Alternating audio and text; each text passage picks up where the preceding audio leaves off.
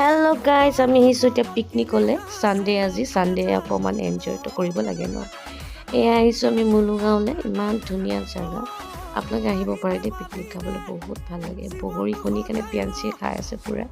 ইমানেই টেষ্টি লাগিছে মানে খাবলৈ, সঁচাকৈ বহুত টেষ্টি। পিয়াঞ্চিয়ে বনালে। এয়া মই কিনো কৰিম, ভিডিঅ' বনাই আছোঁ অলপ অলপ।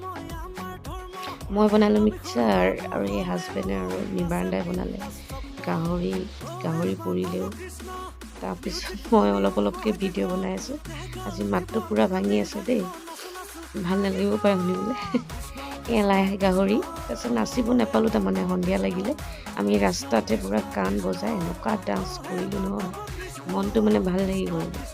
তাৰ পাছত নিবানদাৰ ইমানেই ফূৰ্তি লাগিলে, গাড়ীখনৰ পৰা উলিয়াই পূৰা শিকাইছে আৰু দেই।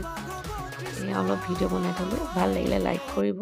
আৰু মাতটো একদম ভাঙি আছে দেই, এনেকৈ কৈছোঁ, বেয়া নাপাব। Bye bye.